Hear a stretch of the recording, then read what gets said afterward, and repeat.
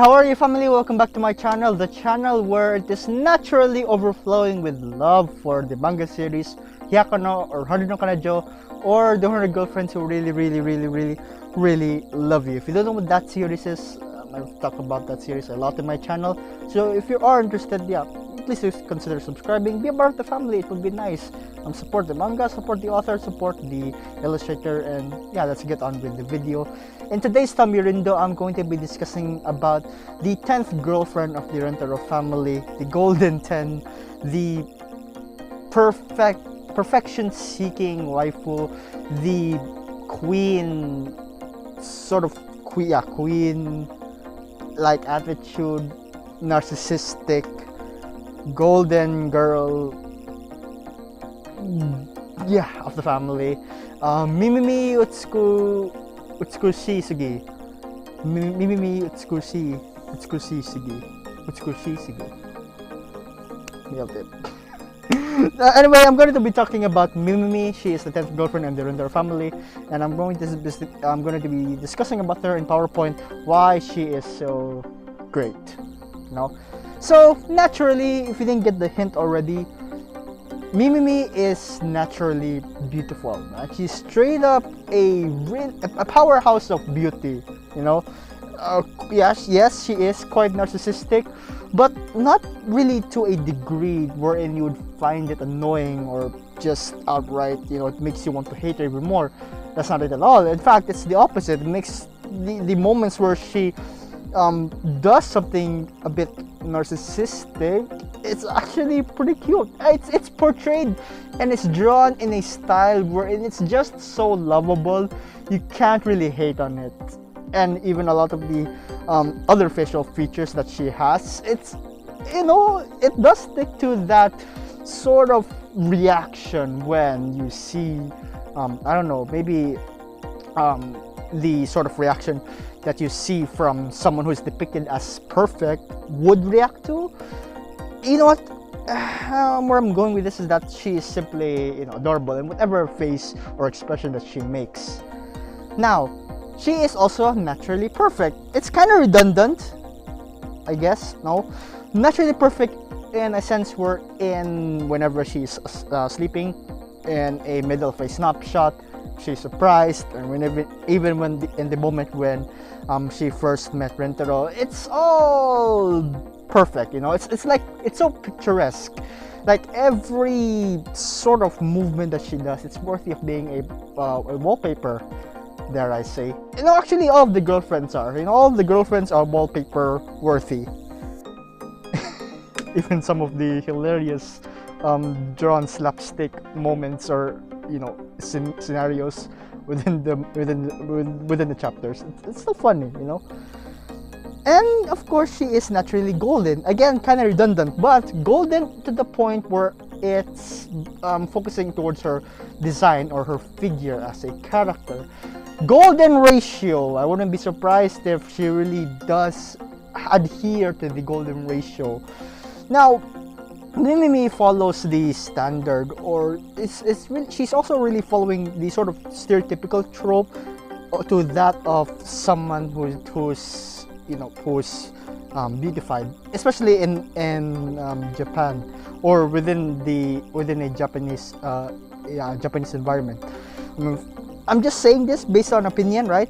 But if you've observed, right, most animes or mangas, you would find a if it hits the golden blonde hair mark, if it hits the long hair mark, if it hits the sort of British or American-ish vibe mark, actually that's already over to Nadi. I guess towards her mannerism, she's quite as elegant as to that of British people, I guess. She's all, yeah, I guess that's it.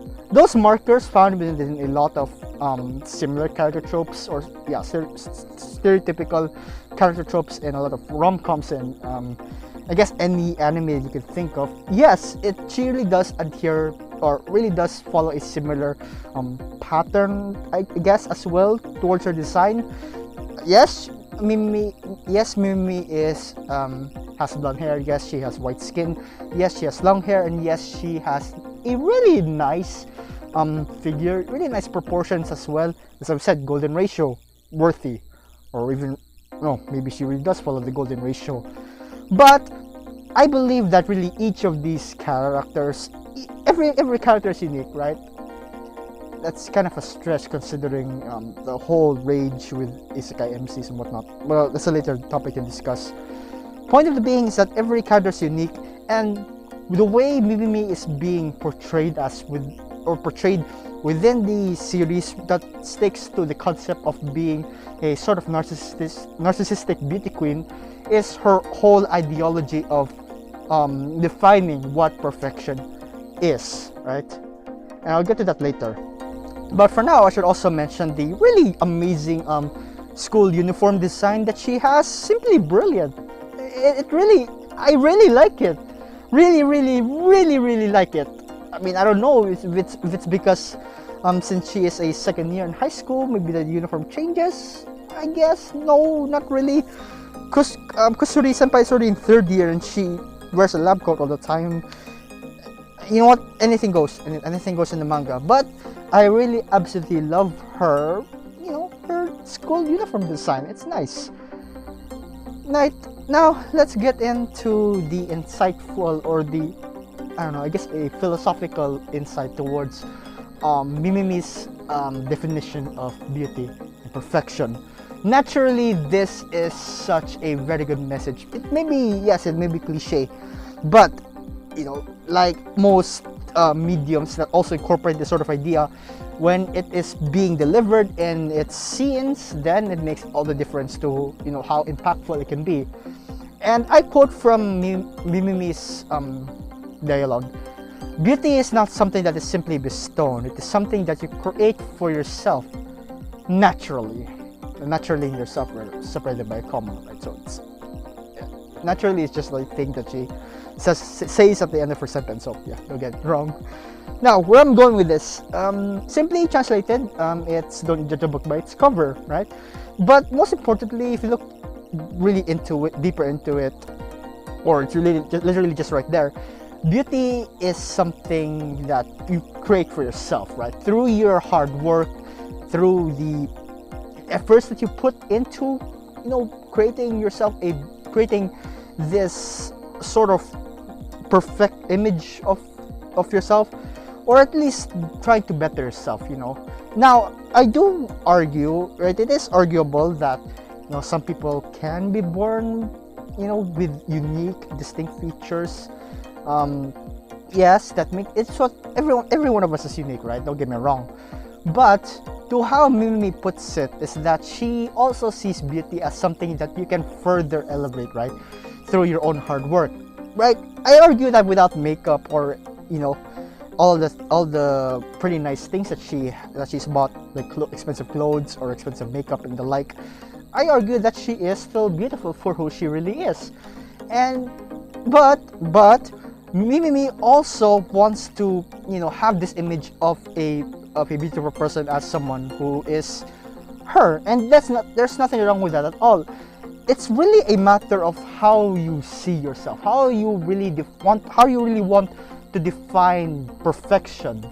And Mimimi, through that chapter when she met Rentaro, already has discovered the true value of, or the true beauty of a person, and that is the beauty within. It seems corny, it seems cliche, but it is still, as I've said, it is still a concept that we really should not forget, you know. A lot of times people can be discriminative, right? Don't get me wrong, that's still a, you know, I guess that's a little thing. I'm not so sure. I apologize if it's not. But the point is that there are still people who would, quote unquote, judge, right, for outward appearance. And for Mimimi, yes, if you want to become beautiful, you have to really work for it. You have to really show that you want to change. But also, looking at a person for who they are within, that is also a true beauty, a true beautiful aspect that people can cultivate, you know, even without all those fancy things such as makeup or clothes or anything exterior. The interior beauty is what really shines. And for Mimimi, it also shines really well within the next chapter, or within the following conflict rather.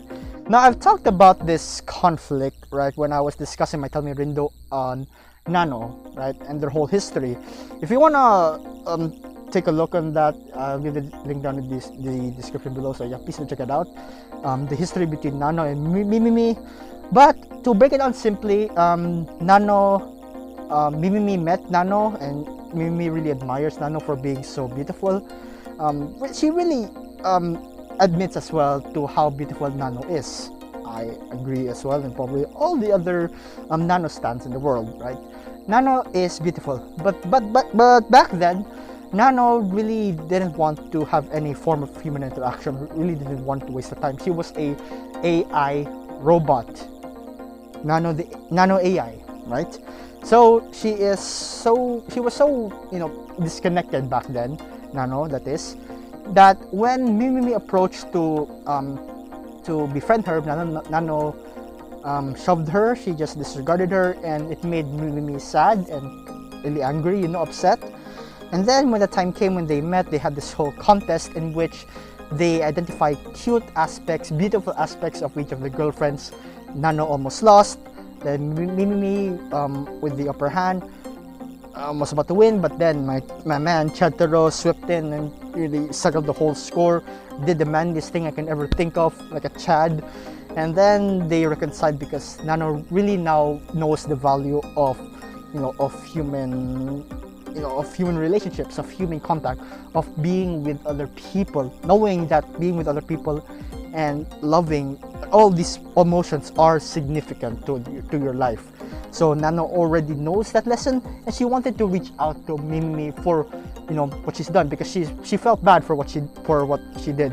And Mimimi also understands, at the end of the day, she really does. She is still in love with how beautiful Nano is.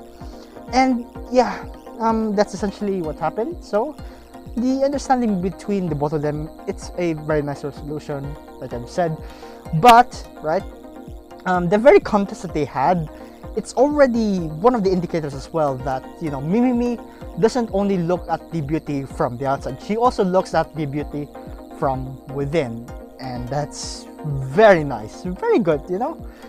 So yeah, of course there are also some things that you can you can allow yourself to beautify from the outside, of course. But yeah, what matters within, the beauty within, it still matters the most. Now, naturally dual. I apologize, I don't have a proper name for this, but I was going for this is like Nano and AI pair, Nano and Mimimi pair, Nano AI. Sorry, Nano and Mimimi pair is just so sublime. It's so alluring to see two beauty queens, two models, literal models, side by side, and their whole character in itself really complement each other well.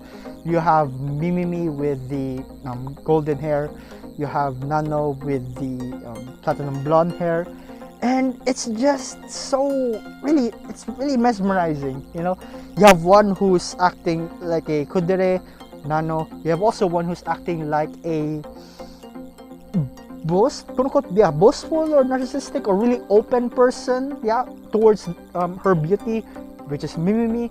And the two of them really create something that's just truly heart melting.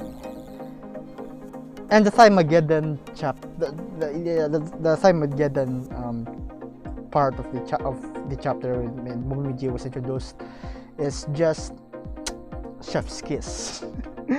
Absolutely love it.